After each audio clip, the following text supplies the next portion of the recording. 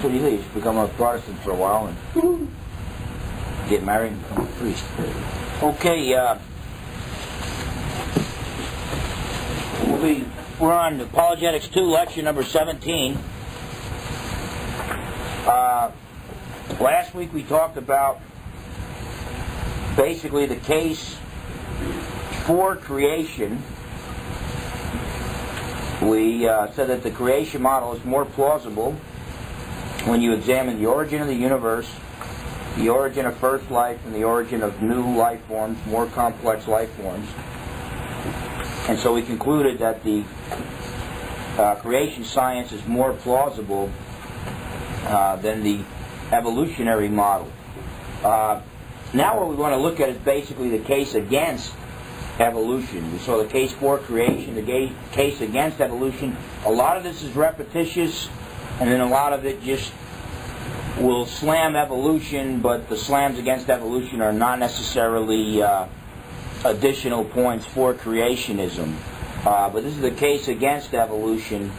And so we're going to deal with the heading at the bottom of page, AP10, Major Problems with Evolution. First problem, energy conservation, the first law of thermodynamics. That tells us that the amount of energy in the universe remains constant. That means, some guys will take this and say that proves that creation could not have happened. That's ludicrous. All that energy conservation tells us, for that matter, all that science tells us for the most part, is about what's going on. And in other words, it tells us the amount of energy, no energy is now being created or destroyed, okay?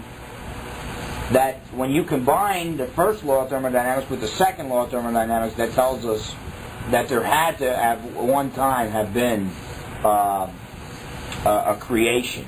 Okay, we'll get to that when we look at the second law of thermodynamics. But energy conservation, the amount of energy in the universe remains constant. No new energy is now being created or destroyed. So therefore, whatever, it would mean one of two things, energy conservation. It would mean either the universe is eternal and is in a static state, okay?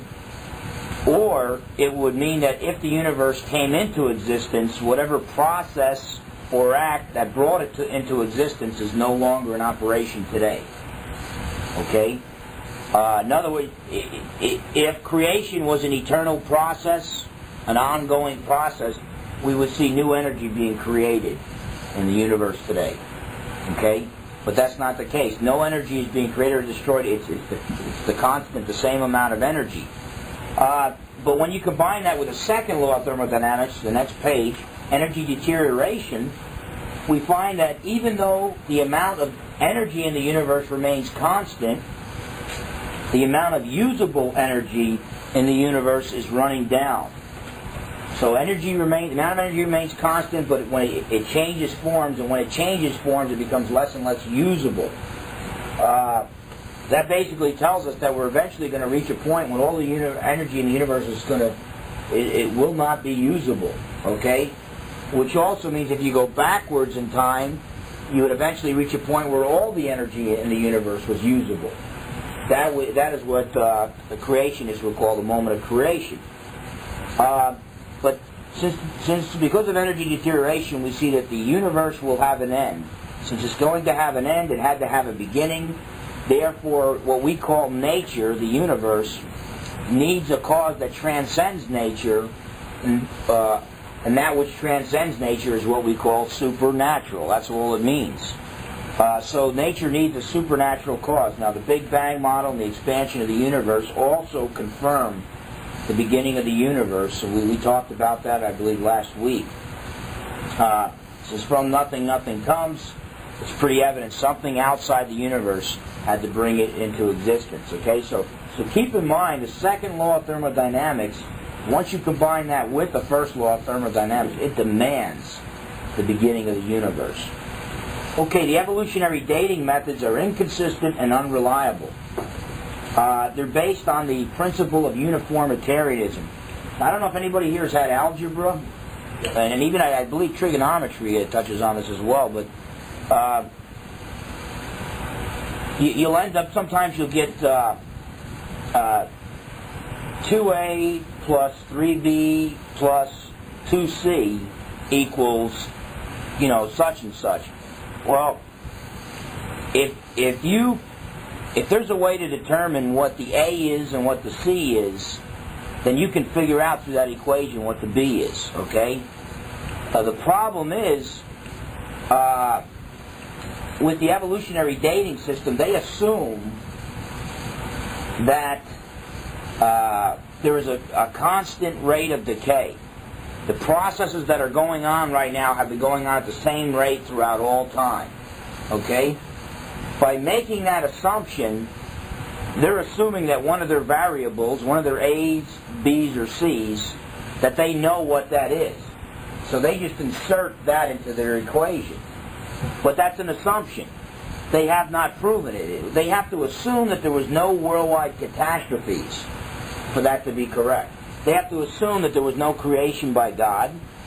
They have to assume that there was no worldwide flood. Then they assume, because there were no worldwide catastrophes, these processes go on, continue on and on. 2 Peter chapter 3, by the way, talks about that scenario. In the last days there would be mockers who would mock the second coming of Christ, and that they would say, ever since the fathers fell asleep, everything has continued one day after another and nothing supernatural has occurred. But so they make this assumption, and it's never been proven. In fact, there's a lot of evidence to go against it. Number one, not all dating methods give astronomically old ages of the Earth or of the universe. Well, even those which do disagree with each other. Yeah, and the ones that do disagree with each other. So that tells us that something that is considered a constant is in fact not a constant. Then we do know that there are certain processes that at times reverse themselves throughout history. So the uniformitarianism, that principle is a weak principle. Rocks known to have been only a few hundred years old have been dated to be hundreds of millions of years old. Dr. Henry Morris of the Institute of Creation Research has stated that there's many different ways to date the Earth's age, but evolutionists only use those methods which give astronomically old dates, since evolution needs millions of years to seem even slightly possible. There are many dating methods and processes that seem to indicate a very young Earth. Some of the methods that point to a very young Earth are population statistics, moon dust, and the Earth's magnetic field. Population statistics, at the rate that the population of the world is doubling, if you take that same, I believe it's doubling at a geometric rate. If you go back in time and assume that rate was constant, which is what uniformitarianism demands, it takes you right back to about the time of the traditional date of Noah's flood.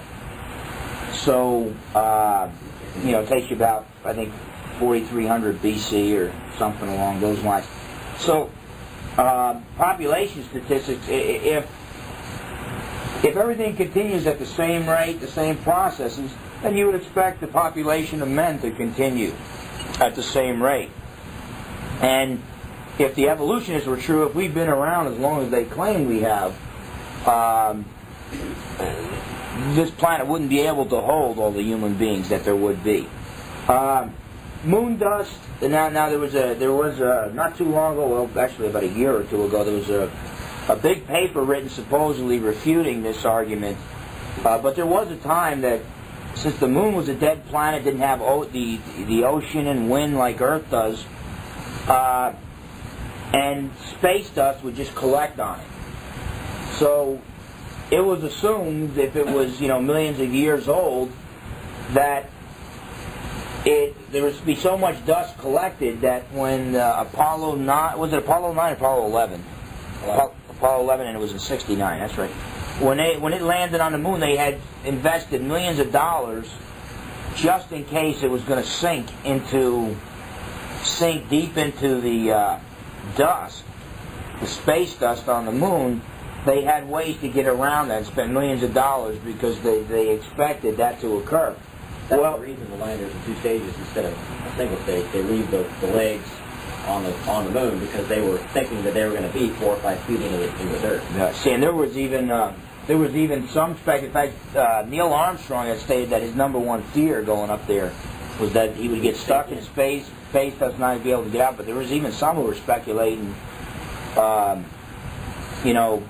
don't know if it was over 100 feet of space dust, but there were some calculations that were saying that there might be that much. Then they get up there, they couldn't even pound the American flag in. They had such a hard time pounding the American flag into the moon because there was only a few thousand years worth of space dust. Now they've come up with some kinds of theories that were they were ridiculed in the early stages as kind of space vacuums that would suck the dust out off of dead planets and dead space objects. But now there appears to be some kind of truth to it. But whether or not it would pull off what needs to be pulled off to keep the moon that clean, I don't know. Well, one of the other theories is that the vacuum would be so intense at the surface, because it is basically a pure vacuum at the surface of the moon, that it would force the dust to solidify. And I don't know the mechanism behind it. It was way over my head even when I read it. But did it seem like it was something that the scientific community would see? And the other thing is, too, it didn't seem like it was getting a lot of support.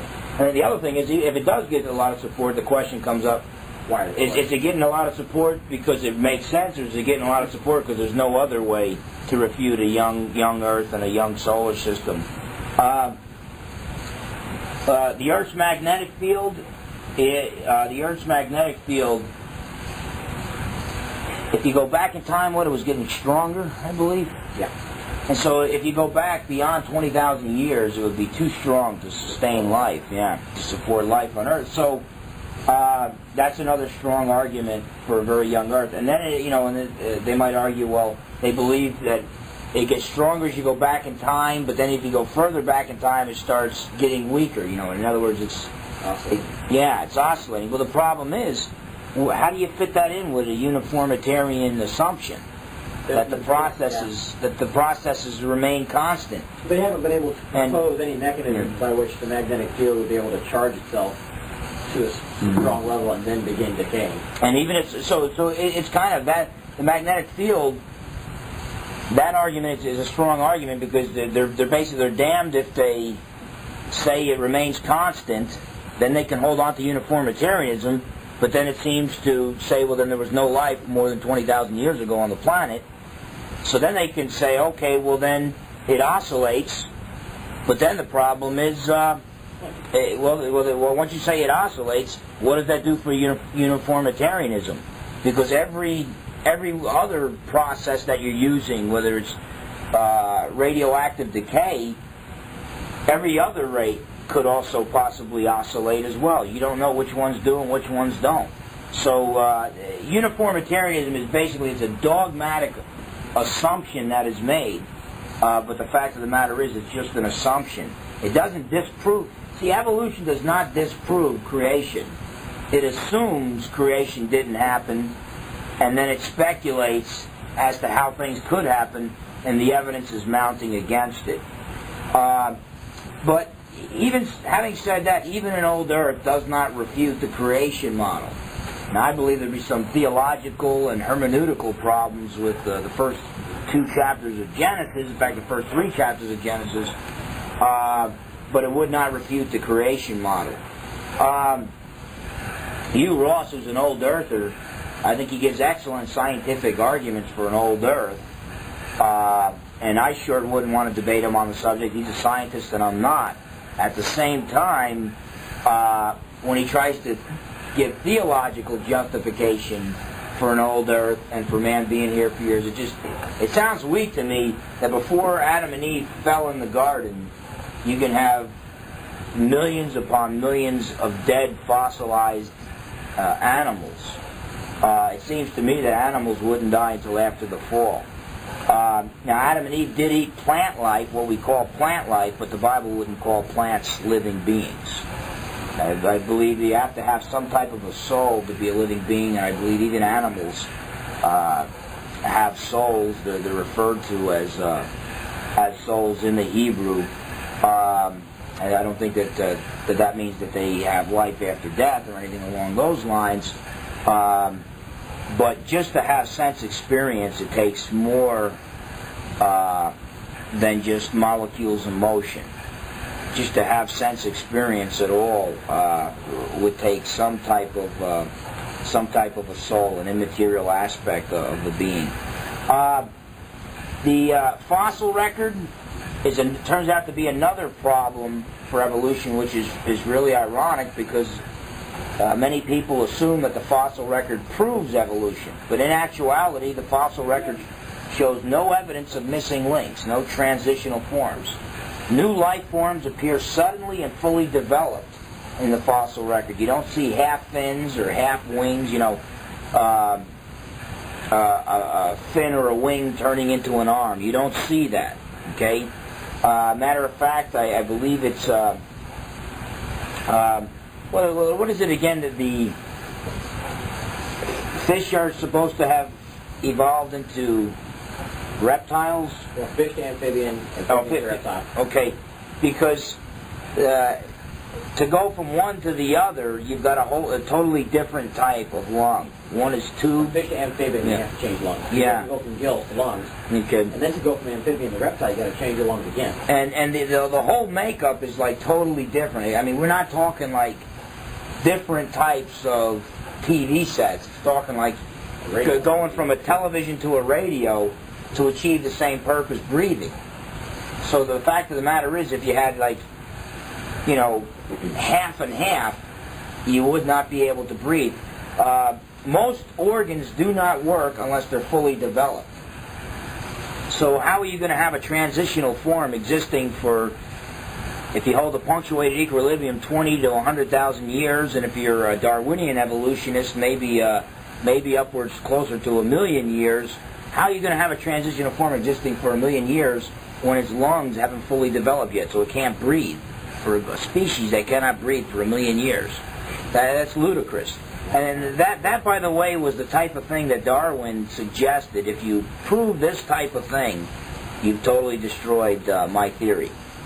And we see many cases of that, where if one organ was just in transition, that species would just die out immediately.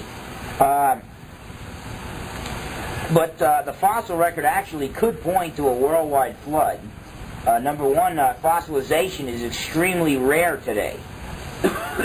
Even if you had millions of years, you would not have the extent of fossilization that we have today just at the normal rate. The fossilization is extremely rare today, and if fossilization occurred at the same rate throughout all time, you would need more than millions and more than billions of years to bring about the fossil record we have today.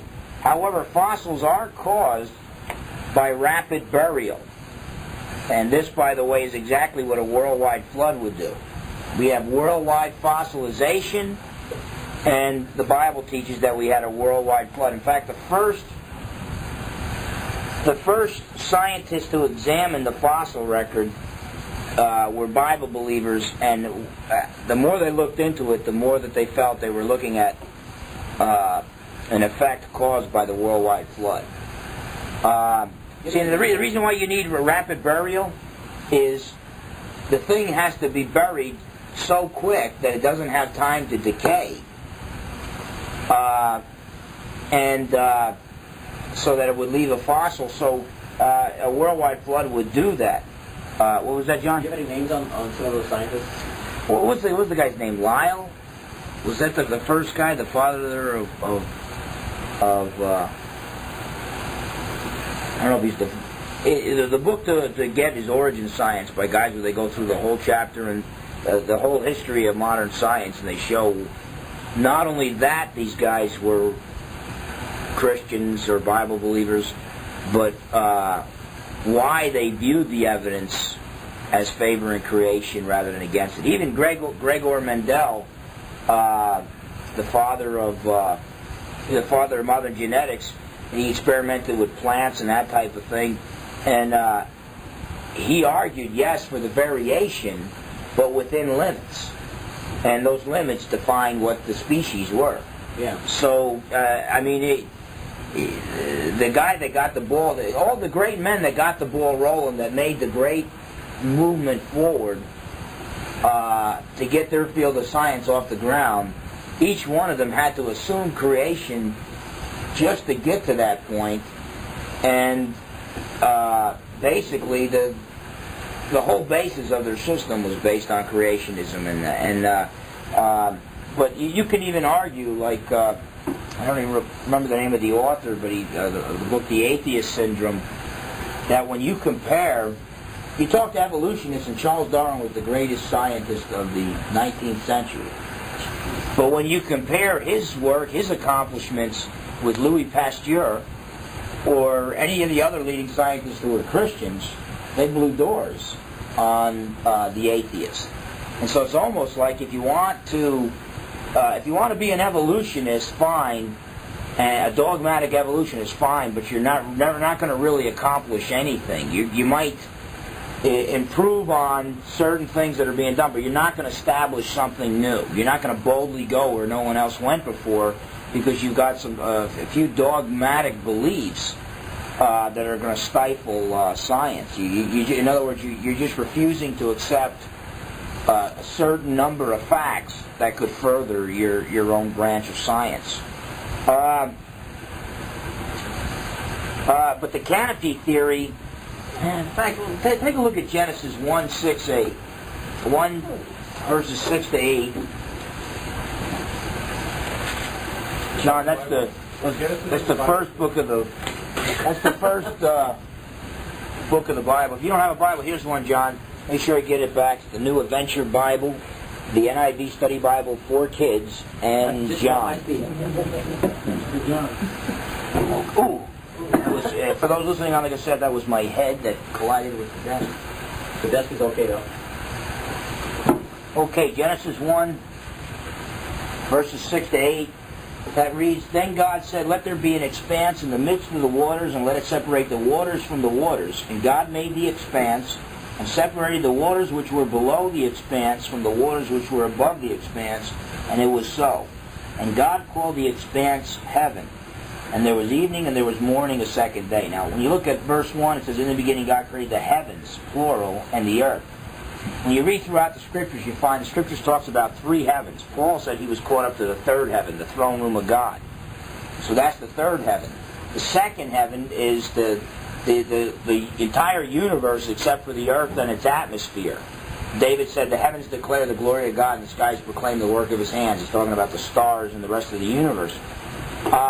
But the 1st heaven is discussed in other passages where the birds flying around, the clouds, and that type of thing, the earth's atmosphere. And this is the heaven that is being spoken of. You have God, He creates the universe, and the world is just a bunch of water, and He takes the water above and separates it from the water below, the water that's still on the earth, with an expanse, which is the earth's atmosphere. Now, we know today that the ozone layer filters out poisonous rays from the sun, and these poisonous rays from the sun have a great effect on the aging process of man. In fact, if you stay out in the sun too long, you can get wrinkles early on in life, okay? So there's all this concern about the ozone layer. But imagine if you had 40 days and 40 nights worth of water completely surrounding the Earth's atmosphere. Right now, there's only enough water to surround the Earth's atmosphere that if it flooded the entire Earth, it would only flood it 1 inch all the way around. The reason why you get big local floods is a large portion of that water converges in one area.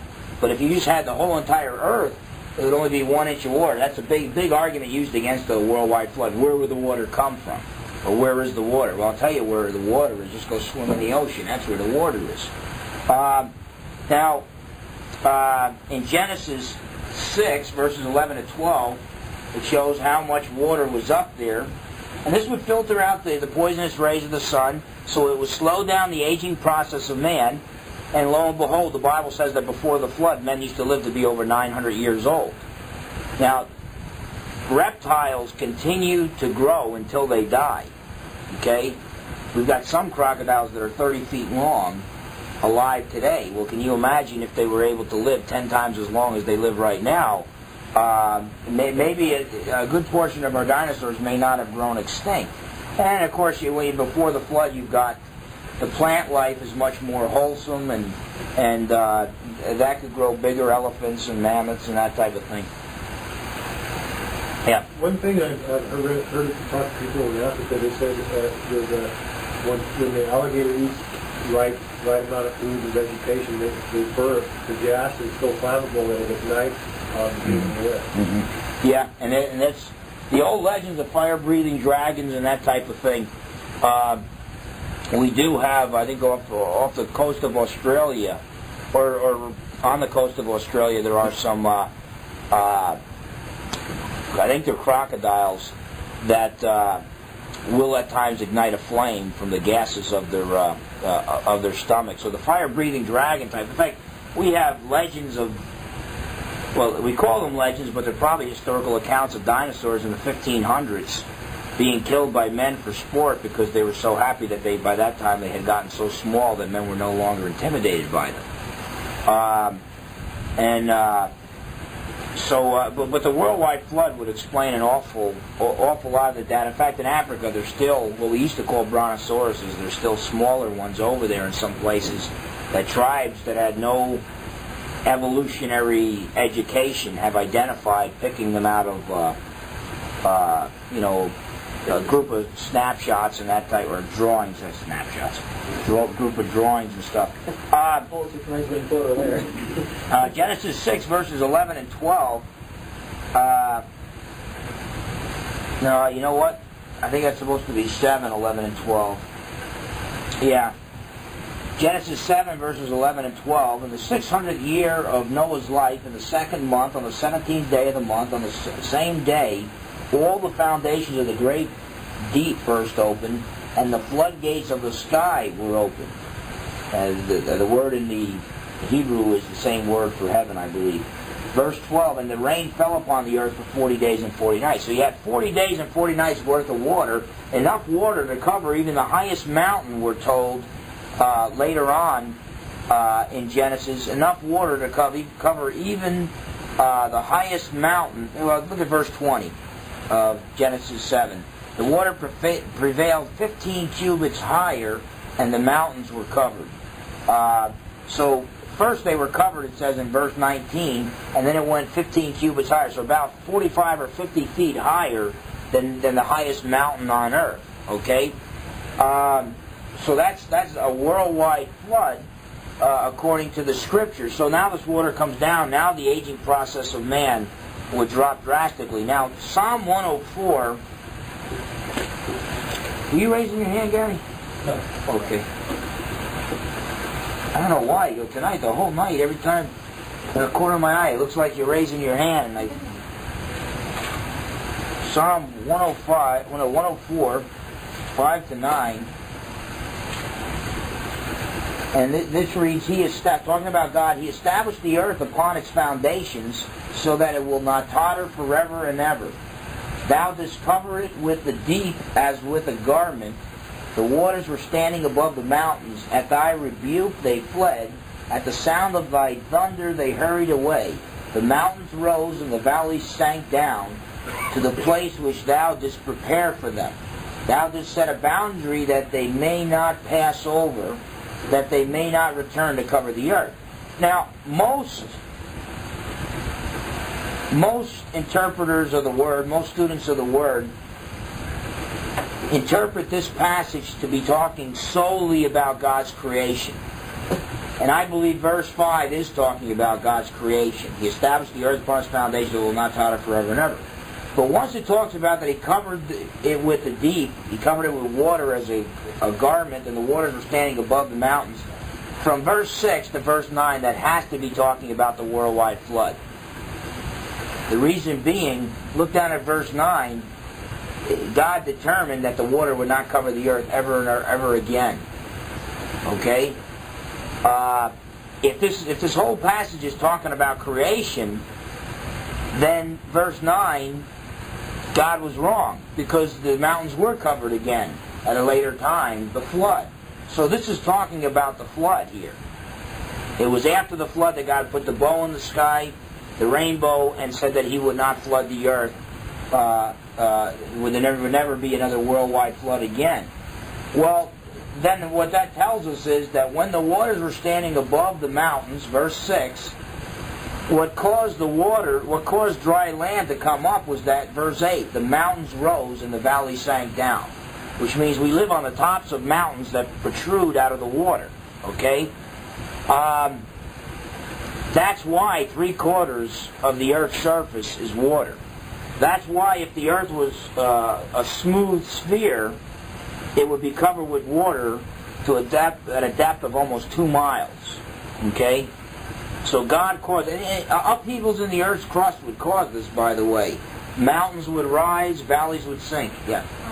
Unfortunately, in this kind of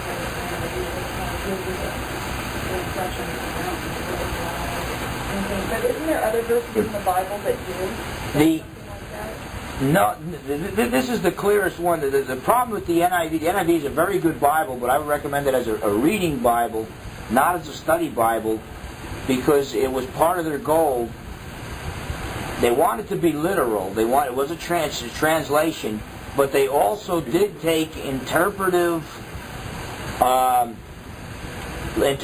liberties to try to make the meaning more clear. For instance, the sons of God in the Old Testament, they only left it the sons of God once, and that's the one passage where guys disagree as to whether it means the angels of God. All the other times they translate the sons of God as the angels of God, and then it gives you the impression that therefore the sons of God in Genesis 6 couldn't have been angels. Well, when the Jews translated the Greek Old Testament into the Hebrew Old Testament into Greek and the Septuagint, they translated as the angels of God. So they took some interpretive... literally, it reads a little rocky. I can't remember if the King James was the most literal here. I can't remember if that was, but when you read it literally, it sounds kind of weird, like it could go either way, but there was pretty much agreement. Pretty much agreement that it should be translated, the mountains rose, the valleys sank down, but what exactly that means was in question, and so the NIV went to that. What did the NIV read there? They flowed over the mountains. They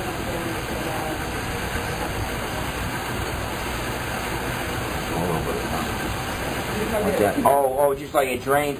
Yeah, that doesn't really do it. King James says, they go up by the mountains, they go down by the valley into the place which thou hast founded for them. Okay. Yeah, and it's... I think here the New American Standard, when I did the study, I think the New American Standard was more literal. The problem is, unless you're thinking along the lines of tremendous upheavals in the Earth's crust, it just doesn't sound like it makes sense. So a lot of them are thinking, well, the mountains don't go up and valleys don't sink. Therefore, it must be talking about the waters rolling down the mountains and into the valleys. But again, they're taking too... I think they're doing more interpreting than anything else. But what this does, this explains where all the water went. This also would let us know that a large portion of any overpopulation problems that we might have, which are greatly exaggerated, especially since studies have proven you can fit everybody in the world in 1/3 of Texas, and then leave the other 1/3 of Texas for parks and recreation, and then the other 1/3 for business. Everybody would live in small cubicles, but you could do it. And so the problem isn't that we're running out of space. The problem is we're not faithful stewards. But even if the problem wasn't we were running out of space, if we weren't so wicked and didn't mess up, God wouldn't have had to flood the earth to begin with. But this is an incredibly wet planet, and I think the canopy theory, a canopy of water around the earth that came down during the flood, would explain it. By the way, these upheavals in the earth's crust would explain the continental shifts that separated the continents from each other. It would also explain to a large degree how all the different parts of the world could be populated, even before boats were designed and that type of thing. It would also explain a global ice age would be the next thing to follow a worldwide flood. Did you have your hand up? Man, I don't know what it is that I'm... You know what he's doing? He's putting his hand up and then denying it.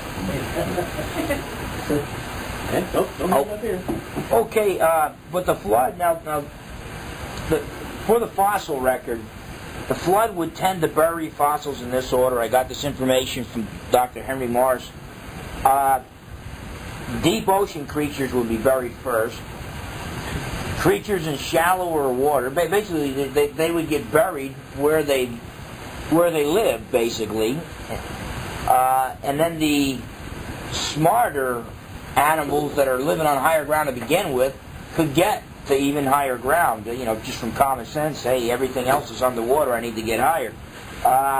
Deep ocean, they'd be buried in this order: deep ocean creatures in shallower water, then amphibians and land bordering creatures, followed by swamp, marsh, and low river flat creatures, especially reptiles.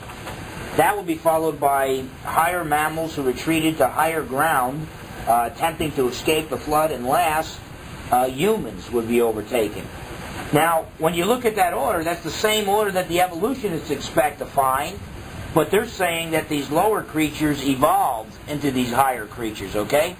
Now, this is where I think the creation, the worldwide flood, is a better explanation here. The exceptions that are found, by the way, this is the rule. This order here is the rule for the fossil record, but there are so many exceptions to the rule that even some evolutionists question whether there should be a rule at all. Okay? I'm not even sure if half the time, this is the most common order you're going to find, but I'm not even sure if more than half the time you're going to find this order. There's always something shuffled out of order. But any exceptions in this order could be explained better by the flood. They'd be explained by upheavals in the Earth's crust after the flood. The mountains rising, the valleys sinking. It could take a whole layer and just rearrange everything to where you got one layer down 2 layers lower than it's supposed to be.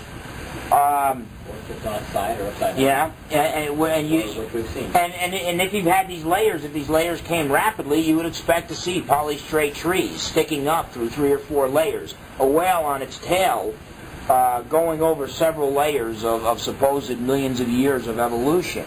So the exception, if it was formed rapidly by a worldwide catastrophe, other effects of that worldwide catastrophe could explain a reshuffling, the exceptions to that order.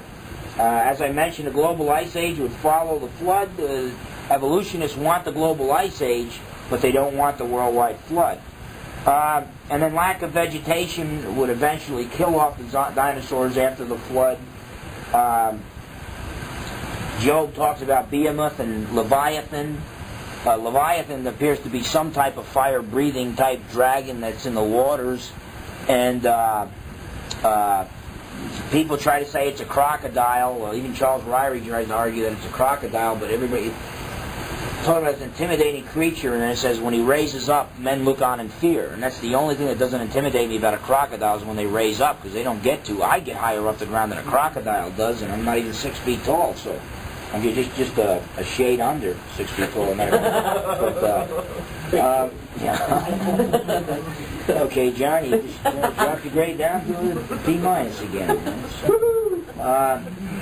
Okay, and then Job also talks about Behemoth. And by the way, Job is a good source because here you got a conversation with Job and 3 of his buddies and then another guy that's hanging around, a young kid. And you got like 40 some odd chapters of a time period that goes back to probably a little bit before the time of Abraham. Whereas when you're getting the account of Abraham, you're getting it from Moses as given to him by God or passed down, and there's not a whole lot of details. So one of the most ancient writings one of the most ancient sources of what the world was like that we can find is going to be Job. He even talks about cavemen. He basically said there were a bunch of idiots who were rebellious kids who were too lazy to build a house, so they lived in the clefts of the rocks. But he not only talked about Leviathan, he talked about Behemoth. Behemoth, Charles Ryrie and most of the Bible scholars try to claim, well, Behemoth is an elephant or a rhinoceros or a hippopotamus. They talk about him being real powerful loins, and he's in the water, but he's also on land and stuff, and described much like those other creatures. Well, the problem is, it also mentions that he swings his tail like a cedar tree. And look at the tail of an elephant, the tail of a hippopotamus, and the tail of a rhinoceros, and it is not a really intimidating tail. Okay, so it sounds like what we used to call a brontosaurus. And the reason why we changed the name to brontosaurus, they put the wrong skull. We were deceived as kids. You know, it's just really tough. But they put the wrong skull on the neck and the body of a different animal. The brontosaurus' head actually looked a little bit different, and so. His head came up a little bit more to a point like my Doberman a little bit. So he looked a little different than the brontosaurus' head. It was a different type of a head. So now it's got an entirely different name that I can't pronounce, and just a real traumatic experience for old dinosaur fans. There's an 8.5 by 11 photo that I have, or a copy of a photo that Japanese fishermen. It was in some major, I don't know if it was Time or Newsweek magazine at one time too. Japanese fishermen off the coast of New Zealand. They reeled in a freshly decayed, what appeared to be a plesiosaur, which looks like the old brontosaurus, only he's got fins instead of legs. Looks a lot like the photos of the Loch Ness Monster and stuff. So, but this was freshly decayed, and if one was still recently alive, that meant that there had to be others recently alive, and because of the way they reproduce, which is the way many species reproduce. But in fact, the Japanese, Jeff, stick with theology. What is it? 18,000 comedians out of work. But anyway, the Japanese nation even made a stamp out of it. It was so impressive and all. But African natives have also said that there's some type of something like what we used to call brontosauruses, but they're a lot smaller. And the people even said that they don't eat people; they just stamp them to death if you provoke them too much. And then there's legends of dinosaurs and that type of thing. And behind every legend, there's an element of truth. So there's good evidence that the evolutionary idea that dinosaurs ceased to exist long before man walked the earth. Even in the Paluxy River, they have found human footprints alongside dinosaur footprints. Norman Geisler points out that there have been some hoaxes there, but the original ones that were found in a riverbed, the human footprints were as authentic as the dinosaur. In other words, you either throw them both out or you accept them both as true, the dinosaur and the human footprints. And he said that the footprints were even more clear than Leakey's footprints, famous footprints of some supposed missing link. So there is good evidence that dinosaurs did coexist with man and did die out fairly recently. We didn't even know I don't know if it was a certain type of gorilla or gorillas in general, that it was in the mid-1800s when we found out that those things were alive. I mean, it's amazing how many species were supposed to be extinct in prehistoric times that we're finding. You know, we go to some island, all of a sudden, boom, there's one of them. And one little reptile, probably fit in my hand, was supposed to be extinct, millions of years ago, and now those things are still alive, and so, only the strong survive. That was classic Darwinism, so I guess this little guy's pretty tough. But, Who's going to be launching its safari to Africa to bring back the brontosaurus? Well, our most recent, there's a ship, an evacuated ship, an empty ship over there. PSS is supposed to be demon possessed, supposed to be haunted. That's right. And so I'm trying to talk Doug into doing sleeping 3 nights there all alone, and with the video camera. Right. Don't take Leaky with you. Yeah. It's not a job for Leaky. Okay, mutations. Again, we talked about this earlier. They're supposed to prove evolution, or be the mechanism or the instrument used by evolution to, the mechanism is a better word, mechanism through which evolution occurred, but it does not prove evolution because evolution needs new genes.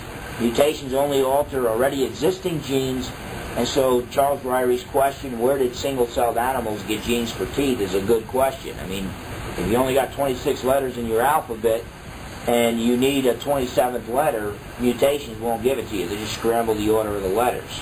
Okay? The supposed missing links between apes and men, you saw them. They're the naked guys that were in your college textbook that grew more and more hair until eventually at the end of the page you had a naked man. It starts out as a little monkey and stuff, and it shows great imagination, tremendous art, but it's really, really sad science. For some reason, the science textbooks, I think they're purposely, I mean, if they found out that Christopher Columbus committed adultery, they would probably tonight replace all the textbooks in colleges all over the country to make sure you know that this Western guy coming from Western Europe and from Christian civilization, that he was unfaithful to his wife. Yet when they find out that their missing links weren't really missing links, sometimes it takes them 20, 30, 40, 50, 60 years and they still don't change their textbooks. Neanderthal man and Cro-Magnon man both have features of modern man and should be considered modern man. Colorado man turned out to be a member of the horse family. I mean, you know, a lot of times we think, you know, that because they draw a whole body, you know, they put the hair on these things. There's no way to tell from bones. Oh man, we're at the end already.